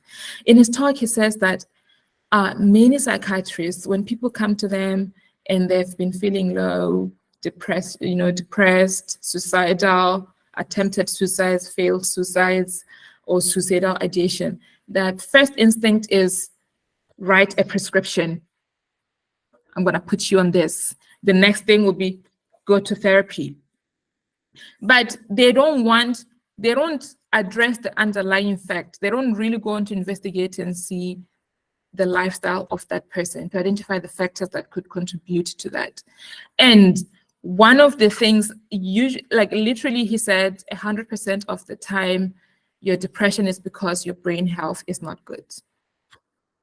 If they looked at brain health, then naturally the depression, the anxiety, the mood swings would be improved. What are you doing to support your brain health? Right, your gut microbes work to support a healthy brain as well, in addition to other things like exercise, like mindfulness. He suggested a couple of things, but one of the things that I picked up was the exercise, the meditation. And the thing with mood swings and the gut microbiome is, you have a dysbiotic gut, you have mood swings, right? The feedback, there's that loop of feedback. Bad gut, bad moods also affect the gut. You get bad gut as well. But it's a cycle. It's a cycle. It's just, I agree. yeah. And the worst thing is that when I'm in that trench, It's the ice cream, it is the chocolate that I want to reach for. Exactly. Because now it's the gut microbes telling you to eat that chocolate, to eat that ice cream. Your dysbiotic gut. The bad guys are the ones telling you. Like they have that direct communication with the brain. There is, the gastrointestinal tract, they have a nervous system as well. I mean, they call this the first brain, and the gut microbiome the second brain. There is an enteric nervous system that actively works in mood regulation, appetite regulation. That's the link between the gut brain, between the gut and the brain, that gut brain axis. The enteric nervous system that is facilitated through a nerve called the vagus nerve. If you take the body of, there was one anatomist who showed the vagus nerve. There's a brain, and it was linked to the spinal cord. And then where the spinal cord ends, it's just a thick network of branched vessels. And these branched nerves are the ones surrounding the gut.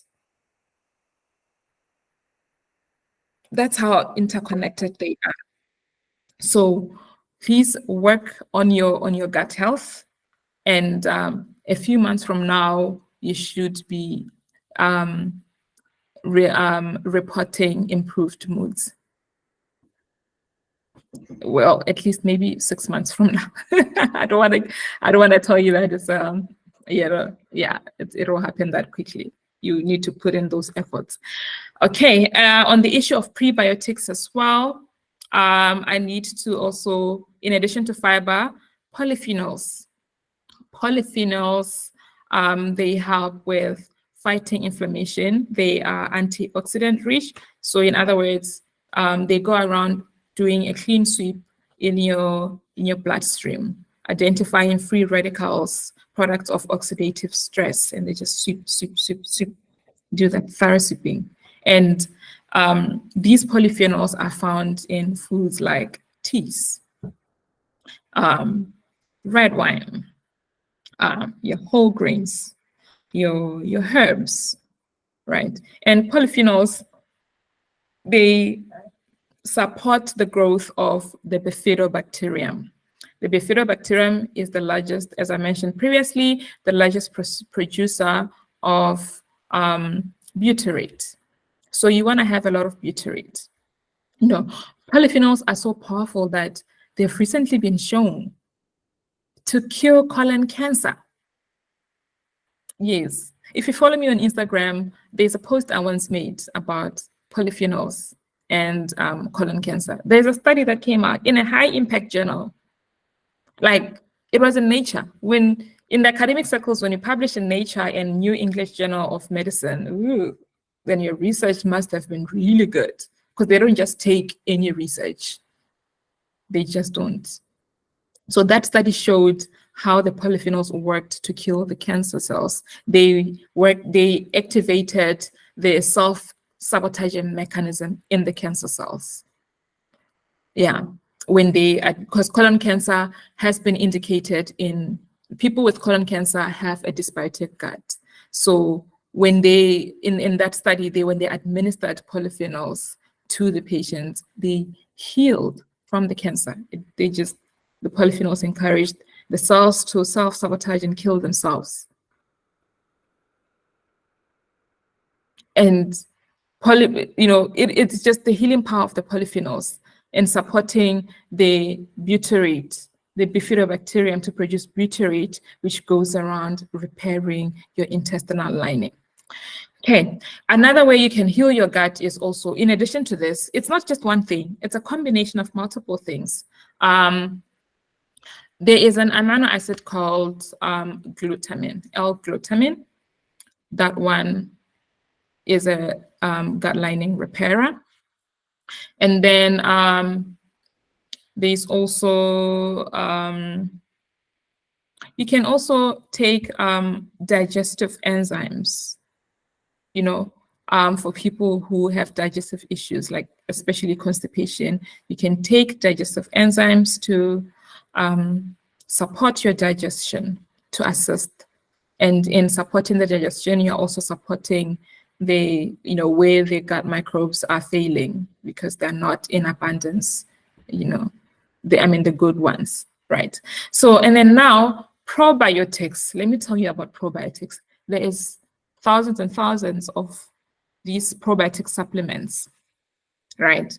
But I should say that the ones that work, you must, when you're buying probiotics, you must always go for the ones that have been proven to contain, that have been shown, that have strains that have been shown to support a good gut microbiome. The two key bacteria, Lactobacillus acidophilus, that one is a must. You must find it in your probiotic supplement. Bifidobacterium longnam. Bifidobacterium longnam is that one is the bacteria that is found in babies, in the microbiome of babies. Remember I said babies have a good gut microbiome, which changes as they grow older. That one. So when you buy your probiotic supplement, make sure it has those one. Bifidobacterium species, more especially longnam, right? There are other species, it's okay, it's good. We need them, get them, right? And within those species, there's also strains that have been scientifically proven, specific strains within the Bifidobacterium. Your longnam, there will be another strain of the longnam. Yeah, I mean, microbiology gets like that. Right. And then with the probiotic foods as well, I want to give you a warning about your yogurt. Many yogurts, they will write live probiotic bacteria. No, actually, live cultures. Live cultures, what are they? What is in there? And that's all they write. So get into the habit of reading your labels, your food labels. Especially with buying probiotic foods and beverages, you need to see what is in there. A good yogurt, they will tell you there's Bifidobacterium longnam, there is Lactobacillus acidophilus, they list them. There's Streptococcus, there is Streptococcus thermophilus, there is what is that yeast? Oh, it just slipped my mind. Yeah, but it needs to be clearly stipulated and at what quantity, And then fermented foods. Not all fermented foods are equal.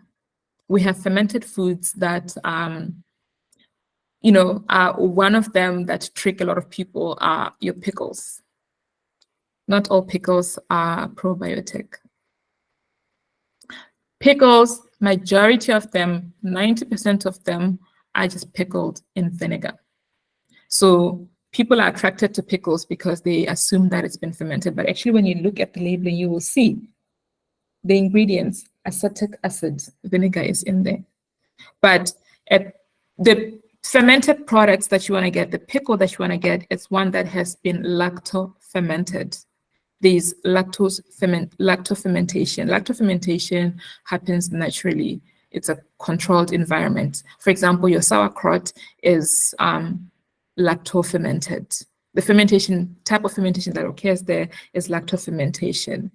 To support that supports the growth of your lactobacillus. Lactobacillus is produced as a result of lacto-fermentation. Yeah, so you need to be very careful when you buy your pickles, when you buy your sauerkraut, make sure that it's been fermented, lacto-fermented on the labels. Make a habit of reading the labels at shops. Avoid additives. Actually, the best solution is to cook your own food at home. Buy your food from the market, or wherever you buy your fruits and vegetables. Personally, when I lived in Botswana, I used to buy my fruits and veggies in the markets. I would go to shops to buy like specific types that I couldn't find on the street. And your whole grains as well. Like these days, whole grains are grown with pesticides a lot, you know. So, but the best ones are the ones sold in the market. They're from farmers. The ones that come packaged, you know, you're gonna, before you cook them, soak them in water overnight or for a few hours so the chemicals come out.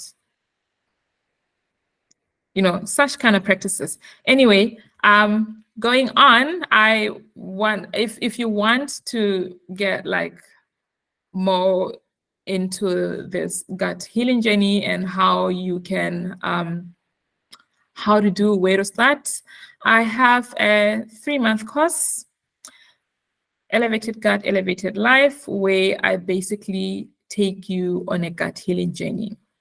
And this is complete with, you know, different kinds of activities. In addition to my addressing specific areas of gut health, I also give you, you know, interaction where, you know, I give you assignments, activities to complete. Some we complete together, others you complete on your own. It's not a course to teach you textbook material. It is a course to change your life, work with you every step. Yeah, so if you are interested, you know, you can sign up. I will send you the sign up link. You can just write in the comments, email me, gutguardian0@gmail.com. And just a moment. Okay, just responding to a comment.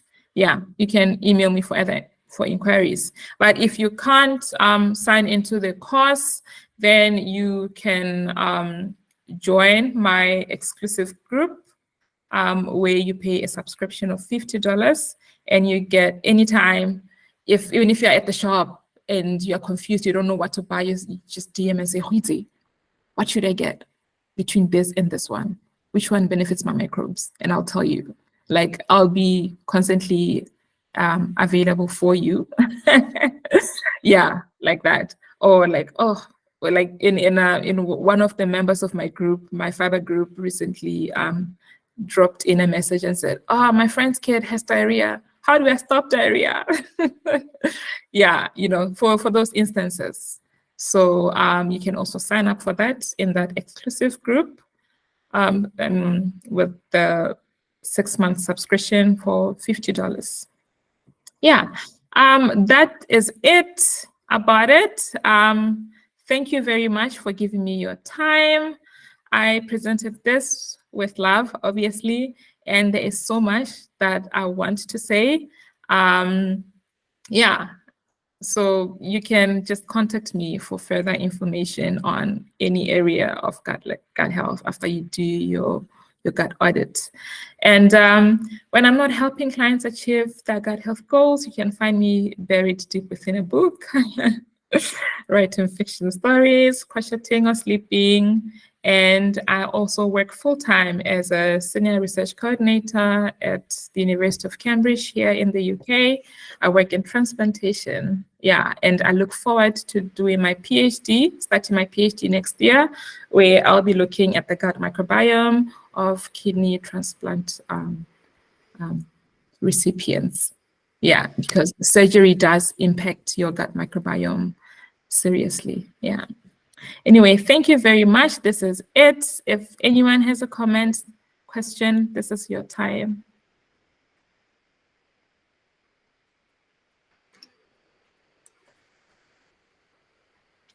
Anything, anyone? Mm-hmm. Did I deliver value or did I just beat about the bush?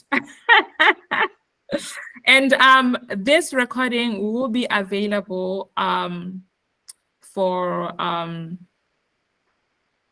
viewing at a price, of course, $50. Yeah, for anyone who has not been here. But yeah, for you guys, you will have access to it for a week. And then after that, it's paid. And about the program, you get the coaching program, I must specify you get a 60% enrollment discount if you enroll by the end of October. Yeah, the price, the cost goes for $250 a month, but you get it discounted at 60%. Anyone else who wasn't a part of this community will get it at the original price. Yeah. Anything else? Okay, that's it. Thank you very much. Oh my God, I've been talking for 2 hours. I can't believe I've been talking for that long. Yeah, so tell me, how do you feel about everything that I've just said? How is it making you feel? I just want to get feedback from you guys before we log off. You can unmute yourself and talk to me. I think for me, the feeling is empowered. Yeah, that's the feeling. I feel empowered with the knowledge that you've shared with us, and I feel like equipped as well to turn my gut health around. Yeah. So how are you going to? The next question is, how are you going to? Are you going to start now actively thinking about how you can start healing your gut to address your issues? Is it directed at me or no, to everyone, not you? You know I'm already. No, thank you. Yeah, like, have you been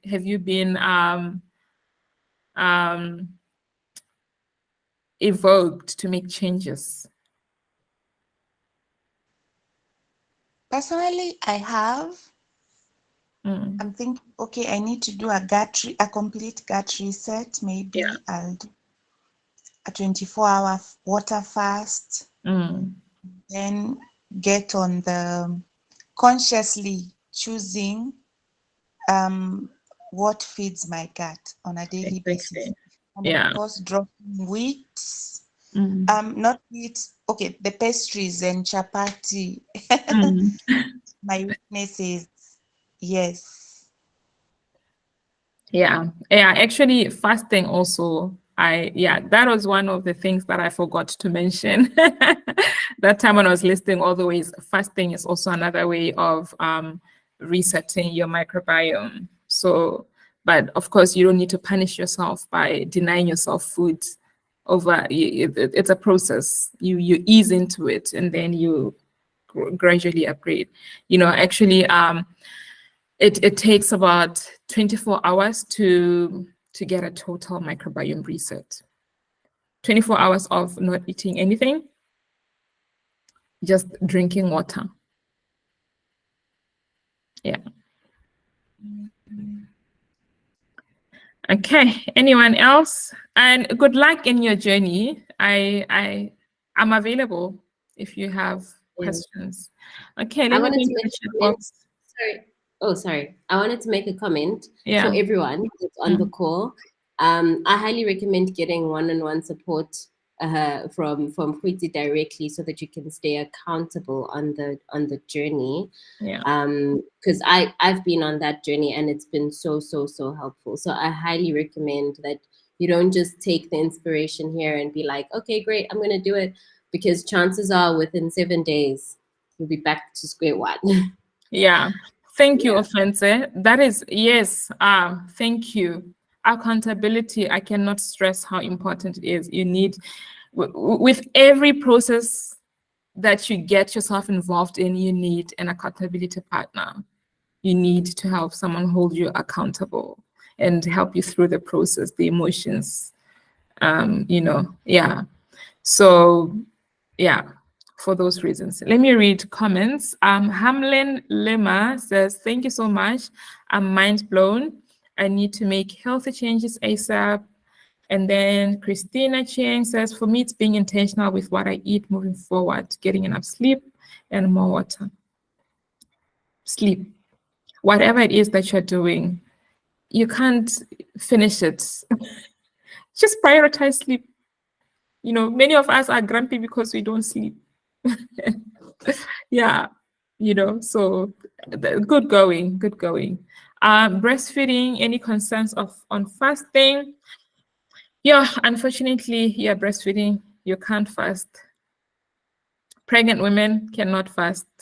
So you're gonna have to try another way as well. Maybe capitalize on polyphenols and a fiber-rich diet and your probiotics, because either way, your baby will also benefit from it. So yeah.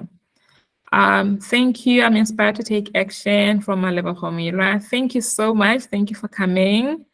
Yeah. Yes. Sorry, I'm only coming to the comments now. Oh, sorry. Okay.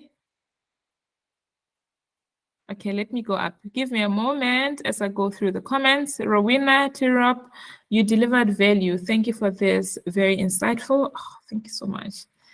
And Christina and Sapang, thank you so much. It's been informative. And then, yes, Linda Neva, please talk about meat as well. Red meat and white meat. How frequently should I consume them? And is fish okay although? Yeah, as I said, there is so much to say about gut healing and what you should eat, what you shouldn't eat. I would take the whole day. But when it comes to meat, right, I would suggest that you eat meat that is rich in omega-3, 6, and 9. Omega-3, 6, and 9 have been shown to help reduce inflammation. They also support gut microbial diversity and function, right? So basically, in short, eat your fish, however way you cook it. Eat your fish, whatever type it is, eat your fish. And then with red meat, I would advise you to just take it sporadically. You know, I'm not saying we should all be vegan and I'm just saying if you eat meat, cut down on your red meat. Eat it once or twice a week. Right now, I don't eat meat by choice. I'm a flexitarian. I'm not vegan. I do eat meat when I feel like it. And when I eat meat, it's usually like roast chicken or my fish, be it salmon or mackerel. Like even, I come from Botswana and we're a meat-eating country. Even the time when I lived in Botswana, I would literally, like when I'm served with food, I would just eat everything else and maybe nibble on the meat. I just don't like meat. But red meat, please cut down on it because it's also been implicated in gut dysbiosis.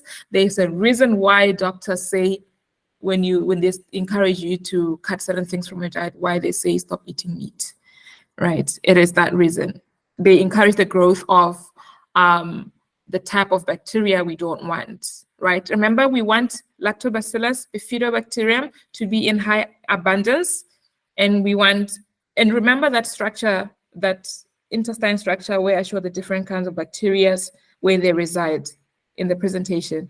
So those in those different kinds of bacteria, those ones are like, many of them are the bad ones. I mean, we have microbiologists, fellow microbiologists in this call as well. They will say, yeah, the enterobacteria, we don't want them to be in high abundance because they're the bad guys. And they are fueled by diets, by a diet that is full of meat. Yeah, red meat. Yes, fermented porridge is an okay source of prebiotic. Yeah, we call it thing in Botswana. Yeah. And then Hamlin, how long does it take to get rid of the bad sugar cravings after implementing good gut health lifestyle? Or any bad food cravings? Ooh, darling, it just happens.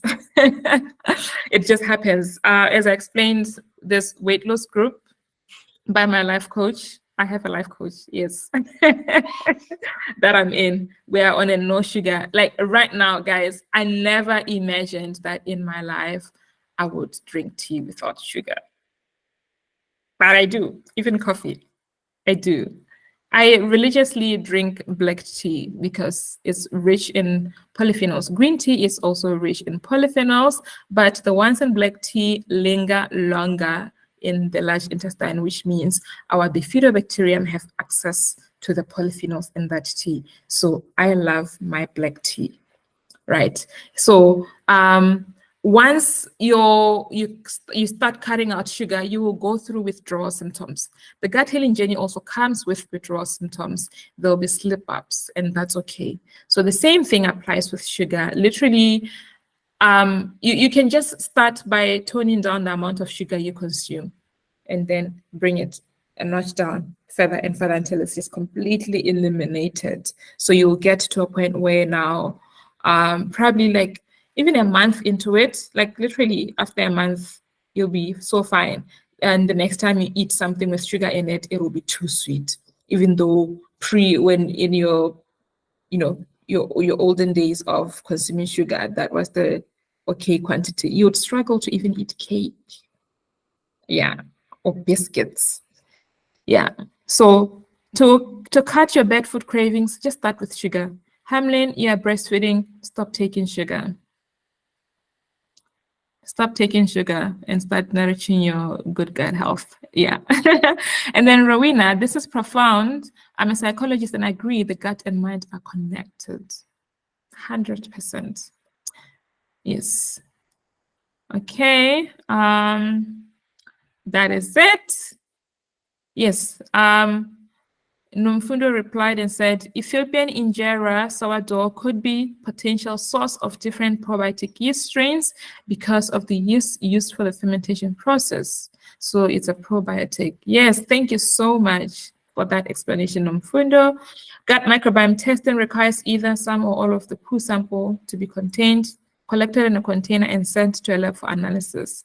Oh, okay. Hamlin had asked, are there ways to check if you have a healthy gut through tests? Yes, actually, you can do a microbiome test where, as Nomfundo explained, submit your poo, and then we check what is in there, and then we tell you. Right. Yeah.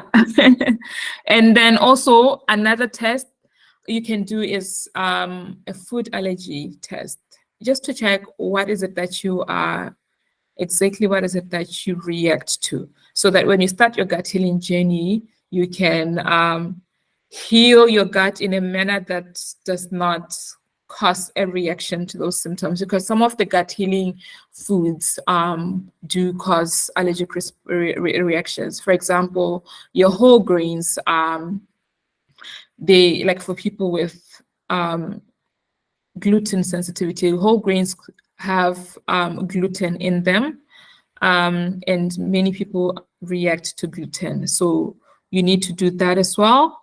Do a food allergy test. Yeah. Okay. Oh yes, offense, 4 to 14 days to wean yourself off flour. Ladies, you can do it. I've not had chapati in my house since August, and I've been offered in the streets but politely declined. This is a queen who has a firm identity of food, like where she stands with food. She doesn't just get blown by the wind. Oh, it's a celebration. It's Christmas now, we're eating good food. I'm diving in, right? Yeah. Yeah, actually, for those of you who love your flatbreads, the chapatis, the wraps, the other alternative is you can make yourself some chickpea flour or oat flour and use that instead to make your pancakes instead of normal flour. Yeah. So actually, you can be very creative with your prebiotic foods. Yes, they sound boring and they look boring, but you can be creative with your meals to make them interesting and attractive. You should go on Instagram now and see the trending, like Instagrammers are making veganism look so cool. And vegans do have a good gut microbiome, I should stress. Yeah. It's crazy how the bad microbes call for you to eat more of them. Yeah. And the link to my article, I hope you have all gotten it. Yeah. Okay. Thank you so much. Nomfundo has provided a lot of information. Thank you to her for being a good co-host. Yeah, I think that's it. Anything else? Anything? Anyone? Nothing? There was a question from Tsepang if kombucha is sold in Botswana. Oh, thank you. I didn't see that. Thank you. I missed that. Thank you. Yes, kombucha is available in Botswana. Actually, ooh, the time when I lived in Botswana, I was the only person making kombucha and selling it. But I should say that the commercially produced kombucha, it's not, most of it is not good. Okay, let me tell you about kombucha. The best kombucha for you to drink is the one you make yourself, right? The one that, because now many manufacturers, because they are riding on the wave, the trend now, they tend to make pasteurized kombucha and then they add, right? So, and some don't even get the balance, the fermentation balances right, things like that. So it's just better to make your own kombucha. And in Botswana, I don't know, after I left, I don't know who else makes kombucha, but you can check on Facebook. I am not playing my own horn. My kombucha was the best. I got good reviews, excellent reviews. The way that I made, like people would literally my customers would come and say, you know what, I bought kombucha at the store, but that kombucha was so bitter. It didn't taste anything, but this is actually the best, you know? Yeah, I can also teach you how to make kombucha. I provided that service as well, teaching people how to make kombucha. Okay, anything else? Oh yes, Offense replied, my baby is just under 2 and I give her kombucha and kefir daily. We also have a fiber-rich diet. If a baby is breastfeeding, they'll get it from you, I believe. Excellent answer. Yeah, they will definitely get it from you. You, the mother, are in control of how the gut microbiome of your child looks like. Yeah, and I should say as well, my family, I have 3 kids and I gave all of my kids kombucha at the time when I started taking it. And that was the time when I lived in South Africa. And after the borders opened during the pandemic, I left many of my things in South Africa, but my scobies, I crossed the border with them. I crossed the border with them. Yeah, that's how much valuable kombucha was to me at the time. Yeah. So with babies as well, obviously give them, like children, not babies, give them small quantities. Like if you have a toddler, you can maybe, like a 1-month toddler, you can just give them even 1/8 of a cup is fine as a start. Yeah. Because kombucha basically is just fermented tea. It is probiotic rich. It has a detoxing effect. That is why many people who drink kombucha report an increase in vitality. Energy levels become insane. You know, it has that effect as well because of the enzymes that are produced as a result of fermentation. Yeah. Anyway, that is it. Obviously, oh yeah, I love my black tea and sugar, of course. That's oh, how do we make kombucha? Please teach us. You want a kombucha masterclass? That one you're gonna have to pay for. I can definitely teach you. I have taught people long distance. Even when I was in Botswana, I had clients that I taught from a distance in different parts of the country. We would have Zoom calls where I would take them on the exact process of doing it, how to monitor the growth, you know, just the fermentation process, the adjustments you must make. And I should say many of my customers did not have issues with contamination because that's just how clearly I describe. And right now I also taught Offense how to make kombucha, and she has a surplus of kombucha. So, and scobies, those in Kenya, please, Offense is your plug. But then when it comes to teaching, I will teach you. Yes, of course. You will contact me, Gut Guardian, on Instagram at Gut Guardian, gut_guardian, or email me. Yeah. Okay, that is it. Thank you so much. I appreciate your being here. There is so much I could say about the gut microbiome. Next time, the next webinar, I will address a specific issue relating to gut health, not just being general. Today, I was just general because I wanted you to just really get the impact and the value of a good gut microbiome so that you guys can go out and make audits about, you know, your audits about your gut health. Yeah. So thank you so much and may God bless you. Yeah. Bye. Bye. Thank Okay. you. Oh, so many questions running through my head. I'm sure it'll take another 2 hours. Okay. Yeah. Okay. Thank you, Hamlin. See you offline. Bye. Yeah. Thanks. Yeah.